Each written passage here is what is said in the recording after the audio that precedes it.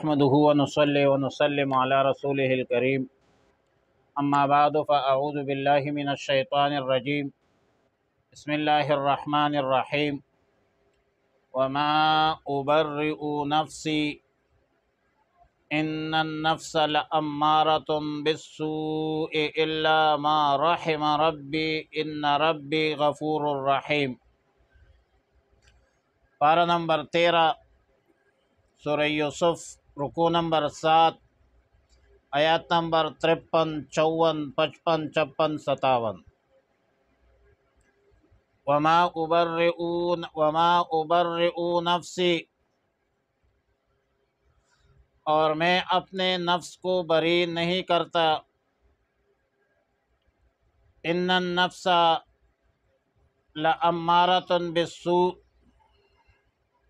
بلا شبہ نفس برائی پر آمادہ کرتا ہے۔ الا ما رحم ربی، مگر جس پر میرا رب رحم فرمائے۔ ان ربی غفور الرحیم، بے شک میرا رب بخشنے والا ہے، مہربان ذات ہے۔ وقال الملک ائتونی بہ استخلصہ لنفسی، اور بادشاہ نے کہا کہ اس شخص کو میرے پاس لاؤ۔ استخلصہ لنفسی، میں اسے اپنے لیے خالص رکھوں گا۔ فلما کلمہ، پھر جب ان سے بات کی تو بادشاہ نے کہا، قال انک اليوم لدینا مکین امین، بادشاہ نے کہا کہ بے شک آج آپ ہمارے پاس باعزت ہو، معتبر آدمی ہو۔ یوسف علیہ السلام نے فرمایا، قال اجعلنی علی خزائن الارض، یوسف علیہ السلام نے فرمایا کہ مجھے ملک کے خزانوں پر نگران مقرر کرو۔ انی حفیظ علیم، میں نگہبان بھی ہوں، میں نگہبان ہوں اور جاننے والا ہوں۔ وَكَذَلِكَ مَكَّنَّا لِيُوسُفَ فِي الْأَرْضِ، اور اسی طرح ہم نے قدرت دی اس سرزمین پر یوسف علیہ السلام کو۔ یتبوأ منہا حیث یشاء، جگہ پکڑتا تھا اس میں جہاں چاہتا۔ نصیب برحمتنا من نشاء، پہنچا دیتے ہیں ہم اپنی رحمت سے جس کو چاہے۔ ولا نضیع اجر المحسنین، اور ہم اچھے کام کرنے والوں کا اجر ضائع نہیں کرتے۔ وَلَأَجْرُ الْآخِرَةُ خَيْرٌ لِلَّذِينَ آمَنُوا وَكَانُوا يَتَّقُونَ، اور البتہ آخرت کا اجر و ثواب بہتر ہے۔ لِلَّذِينَ آمَنُوا، ان لوگوں کے لیے جنہوں نے ایمان لایا ہے۔ وَكَانُوا يَتَّقُونَ، اور وہ تقوی اختیار کرتے ہیں۔ آیات مذکورہ میں یوسف علیہ السلام کی طرف سے براءت کا اظہار ہے، اور ساتھ ساتھ یہ بھی بتلایا کہ اس حقیقت کے اظہار سے میرا مقصد اپنی تقوی اور پاک بازی کا جتلانا مقصود نہیں ہے، اور ویسے بھی اپنی پاک دامنی، اپنی پاک بازی خود بیان کرنا درست نہیں ہوتی، مگر بعض ناگزیر حالات کے اساس پر نفس کی پاک بازی اور پاک دامنی بیان کرنا ضروری ہو جاتا ہے۔ سورہ نجم کی آیت ہے، فَلَا تُزَكُّوا هُوَ أَعْلَمُ بِمَنِ اتَّقَى، تم اپنے نفس کے پاک دامنی، پاکیزگی کا مدعی مت بنو۔ اللہ رب العالمین جانتا ہے کہ کون متقی ہے اور کتنا متقی ہے، لیکن بعض اوقات جرائم سے، گناہوں سے اور ایک ناکردہ گناہ سے برات کا اظہار ضروری ہو جاتا ہے۔ حقیقت تو یہی ہے کہ انسان کے خمیر ہر شخص کو برائیوں کی طرف مائل کرتا ہے اور برائیوں کی طرف مائل کرتا ہے، برائیوں کی طرف آمادہ کرتا ہے، مگر جس پر اللہ رب العالمین اپنا فضل و کرم اور رحمت فرما کر نفس کے برے تقاضوں سے صاف رکھ کے، جیسا کہ انبیاء علیہم السلام کی نفوس قدسیہ ہے، گناہوں سے پاک صاف ہوتے ہیں، اور اہل علم لکھتے ہیں اور استنباط اور استخراج اور استدلال کی بنیاد پر لکھتے ہیں کہ نفس کی 3 مراتب ہے۔ ابتدائی مرحلہ تو نفس امارہ بالسوء ہے، جو آیات مذکورہ آیات نمبر 53 میں مذکور ہے، اور اس کی وضاحت یہ ہے کہ ہر نفس انسانی اپنی ذات میں امارہ بالسوء ہے، یعنی ہر نفس برائیوں کا، برے کاموں کا تقاضا کرتا ہے۔ جیسے عام لوگوں کے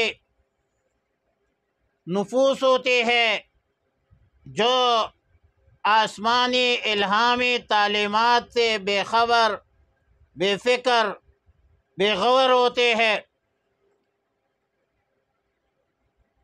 تو ان کے نفوس جو ہوتے ہیں وہ نفس امارہ بالسوء ہوتے ہیں۔ وہ گناہ کرتے وقت ان کو ڈر، خوف، کوئی جھجک نہیں ہوتی، کوئی ملامتی، ندامت، پشیمانی نہیں ہوتی، اور گناہ کو گناہ بھی نہیں سمجھتے۔ دوسرا مرتبہ ہے نفس کا، نفس لوامہ ہے۔ سورہ قیامہ ہے، لا اقسم بیوم القیامہ ولا اقسم بالنفس اللوامہ۔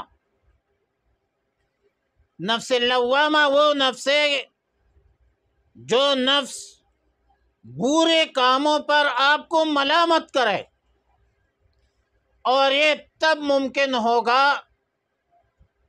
جب ایک انسان مجاہدہ کرے، ریاضت کرے، ذکر و فکر، تعلیم و تربیت، تلاوت میں اور بہترین اچھے صحبتوں میں نشست و برخاست کرے، ذکر و فکر میں مشغول رہے، قرآن کی تلاوت کرے، نماز کی پابندی کرے، جیسا کہ عام صلحاء امت کے نفوس ہوتے ہیں، اہل علم ہوتے ہیں، علماء، صلحاء، اتقیاء، صوفیاء، جو گناہوں سے ڈرتے ہیں یا گناہوں پر ان کو ندامت ہوتے ہیں، اس کا نفس اس کو ملامت کرتے ہیں کہ اپنے اس سٹائل کو دیکھو، عالمانہ فاضلانہ لباس کو دیکھو، داڑھی اور پگڑی کو دیکھو، مسجد مدرسے کو دیکھو، ایک مذہبی جماعت کے ساتھ وابستگی کو دیکھو، ایک بڑے مدرسے کے فاضل کو دیکھو، بڑے اکابر کے شاگرد کو دیکھو، اور تمہارا یہ کرتوت، تو یہ وہ چیزیں ہوتی ہے جو بندے کو، بندے کے نفس جو ہے ملامت کرتے ہیں اس کو کہ کام کو، یہ کام کرنا نہیں چاہیے۔ اور تیسرا نفس ہے نفس مطمئنہ۔ قرآن کی آیت ہے، یا ایتھا النفس المطمئنہ ترجعی الی ربک راضیۃ مرضیہ، یہ عطائے خداوندی ہے کہ نفس گناہوں سے بے غم رہتا ہے، گناہوں سے بے فکر رہتا ہے، گناہوں کا ارتکاب سوچ بھی نہیں سکتے، جیسا کہ انبیاء علیہ السلام کی نفوس قدسیہ ہے۔ اور پھر فرمایا ان ربی غفور الرحیم، ان ربی لغفور الرحیم، میرا رب مغفرت والا ہے اور رحم والا ہے۔ اور غفور میں اشارہ ہے اس طرف کہ نفس امارہ پر جب بندہ گناہوں پر توبہ تائب ہو جائے، جب بندہ نفس امارہ سے ترقی کرتا ہے، گناہوں پر جرأت کے بجائے آپ گناہوں پر ملامتی محسوس کرے، تو پھر وہ نفس لوامہ بن جاتا ہے اور وہ مغفرت اور توبے کی صورت میں ہوتی ہے۔ اور رحیم میں نفس مطمئنہ کی طرف اشارہ ہے کہ اللہ کے یہ جو نفس مطمئنہ ہے یہ اللہ کی رحمت کا نتیجہ ہے۔ پھر اگلا قصہ بادشاہ نے کیا کہا؟ بادشاہ نے یہ کہا وقال الملک اتونی، بادشاہ نے کہا کہ یوسف علیہ السلام کو میرے پاس لے آؤ، میں اس کو مشیر اور معتمد بنانا چاہتا ہوں۔ امام بغوی رحمۃ اللہ علیہ کا قول ہے کہ جب بادشاہ کا قاصد جیل میں یوسف علیہ السلام کے پاس دوبارہ پہنچا اور بادشاہ کی دعوت پہنچائی، تو یوسف علیہ السلام نے جیل والوں سے دعا کی، یعنی مکارم الاخلاق اس کو کہتے ہیں۔ جیل سے نکلتے وقت غسل کی، جیل سے نکلتے وقت نئے کپڑے پہنے، اور جب دربار پہنچے تو پھر یہ دعا کی حسبی ربی من دنیایا وحسبی ربی من خلقہ عز جارہ وجل ثناؤہ ولا الہ غیرہ۔ اور جب دربار پہنچے تو عربی زبان میں فرمایا السلام علیکم ورحمۃ اللہ وبرکاتہ، اور عبرانی زبان میں بادشاہ کو دعا دی۔ پھر بادشاہ نے خواب کی تعبیر بلا واسطہ سننا چاہا، اور یوسف علیہ السلام نے پھر مزید تفصیلات بھی بیان کی۔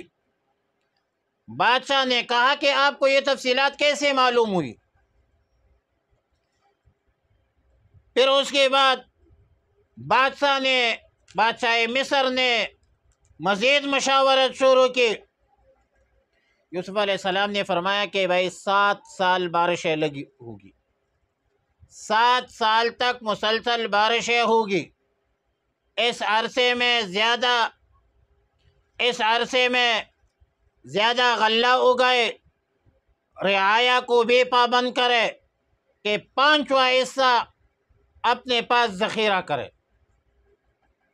شاہ مصر بہت خوش ہوئے، مگر فرمایا کہ یہ منصوبے کیسے مکمل ہوگی؟ اس منصوبے کو پائے تکمیل تک کون پہنچائے گا؟ کون اس کا انتظام اور انصرام کرے گا؟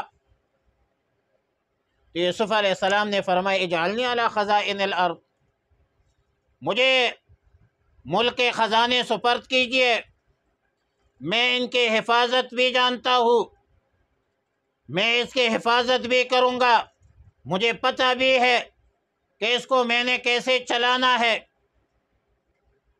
شاہ مصر کے بادشاہ اگرچہ یوسف علیہ السلام کے کمالات کا قائل تھا، گرویدہ بن گیا تھا، اور یوسف علیہ السلام کی عقل و دانش، امانت، دیانت کا معترف بھی تھا، معتقد بھی تھا،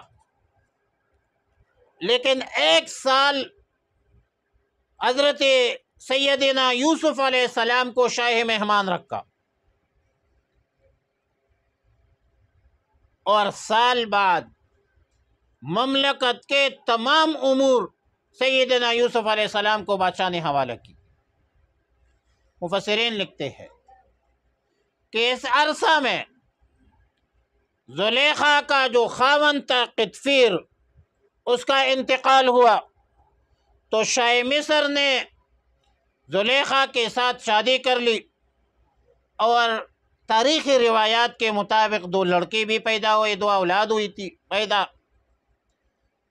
بعض روایات میں ہے کہ شادی کے بعد زلیخا کی محبت میں کمی آ گئی، اور یوسف علیہ السلام نے زلیخا سے شکایت کی کہ پہلے کی طرح آپ میرے ساتھ محبت نہیں کرتی۔ زلیخا نے کہا کہ آپ کے وسیلے سے مجھے اللہ کی محبت حاصل ہو گئی ہے، اب میں اللہ کے ساتھ محبت کرتا ہوں، خالق کے ساتھ محبت کرتا ہوں، تو ظاہر ہے کہ مخلوق کے محبت میں کمی تو پھر آئے گی، اور آنا بھی چاہیے۔ مفسرین نے چند اہم مسائل ادھر ذکر کی ہے جو ان آیتوں سے مستنبط ہوئی ہے۔ پہلی بات یہ ہے کہ کسی گناہ سے بچنے کی توفیق ہو جائے تو اس پر ناز مت کرو، اس میں تکبر کی کوئی ضرورت نہیں ہے۔ گناہگاروں کو آپ حقیر مت سمجھے، بلکہ یوسف علیہ السلام کی طرح گناہ سے بچنے کو اپنی ذاتی کمال بھی مت سمجھے، اس کو اللہ کا فضل و کرم سمجھے۔ دوسرا مسئلہ یہ ہے کہ حکومتی عہدہ خود طلب کرنا جائز ہے، بشرطے کہ کوئی دوسرا اچھا منتظم نہ ہو۔ حب جاہ، حب مال کا سبب نہ ہو، بلکہ آپ خدمت خلق کے جذبہ سے سرشار ہو، حقدار ہو۔ اور صحیح مسلم کی روایت ہے کہ رسول اللہ مبارک صلی اللہ علیہ وسلم نے عبد الرحمن ابن سمرہ رضی اللہ تعالیٰ عنہ سے فرمایا کہ کبھی امارت طلب نہ کرو، کیونکہ تم نے خود سوال کر کے عہدہ امارت حاصل کر بھی لیا تو اس میں اللہ کی تائید شامل حال نہیں ہوگی۔ لیکن یوسف علیہ السلام کا جو معاملہ ہے وہ مختلف تھا۔ بادشاہ کافر تھا اور ملک پر ایک طوفانی سونامی قحط آنے والا تھا، تو مخلوق خدا پر رحم و کرم کرنے کے واسطے، غریبوں کے خیال اور حقوق رکھنے کے واسطے ضروری تھا کہ وہ اس منصب پر فائز ہو جاتے اور اس منصب کا مطالبہ کرتے۔ تب اس نے عہدے کی درخواست کی، اور ظاہر ہے کہ بادشاہ مصر بعد میں مسلمان بھی ہو گیا تھا۔ علامہ ماوردی رحمہ اللہ الباری نے سیاست شرعیہ کے متعلق کتاب نقل کی ہے، فرماتے ہیں کہ بعض حضرات نے یوسف علیہ السلام کے اس عمل کی بنا پر کافر اور ظالم حکمران کا عہدہ قبول کرنا اس شرط پر قبول کیا کہ خود کوئی خلاف شرع کام نہیں کروں گا۔ البتہ ظالم حکمران، جابر حکمران کے ظلم میں، جبر میں اعانت کرنا یہ بالکل ناجائز ہے، اور قرآن کی آیت ہے فَلَمْ أَكُونَ ظَهِيرًا لِلْمُجْرِمِينَ، ظالمین کا ساتھ مت دو، مجرمین کی اعانت مت کرو۔ مجرمین کی اعانت کرنا بہرحال حرام ہے، ناجائز ہے، چاہے منشیات کے حوالے سے ہو۔ ایک بندہ منشیات فروش ہے، شراب فروش ہے، تو کیا آپ اس کی اعانت کریں گے؟ ناجائز ہے۔ ایک بندہ ظلم کرتا ہے، جبر کرتا ہے، زیادتی کرتا ہے، لوگوں کے ناحق مال کھاتا ہے، سود لیتا ہے، کیا آپ اس کی اعانت کریں گے؟ نہیں، شریعت اس کے بات کی اجازت نہیں دیتا۔ تو اسی طرح ظالم کے، بادشاہ کے ظلم میں اعانت کی بھی شریعت اجازت نہیں دیتا۔ اور قرآن کہتا ہے پھر وَكَذَلِكَ مَكَّنَّا لِيُوسُفَ فِي الْأَرْضِ، بادشاہ نے 1 سال تجربہ کے بعد دربار میں ایک پروگرام رکھا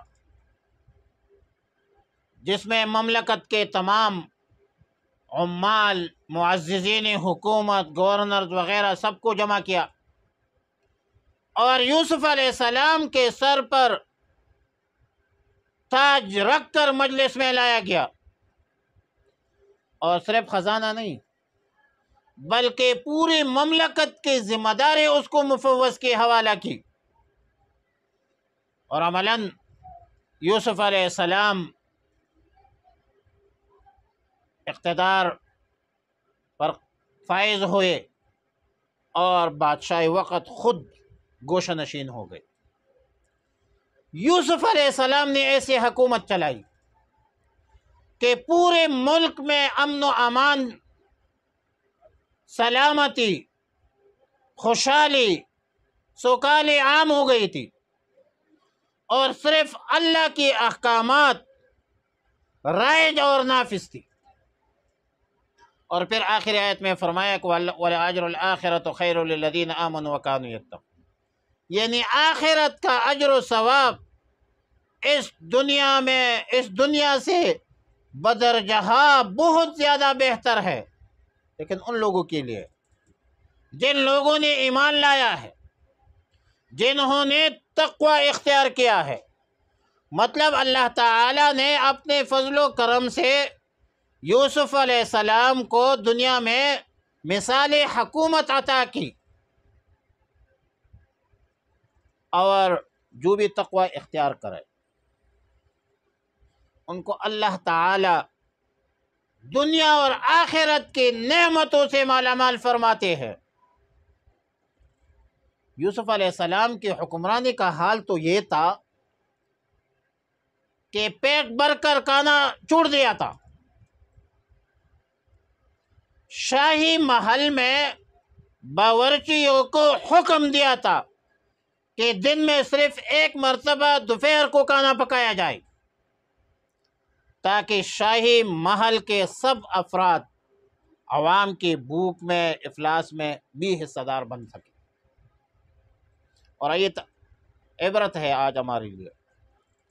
آج بھی ہمارے حکمران رعایا پر، عوام پر، قوم پر رحم کرے، اپنی عیاشی کم کرے،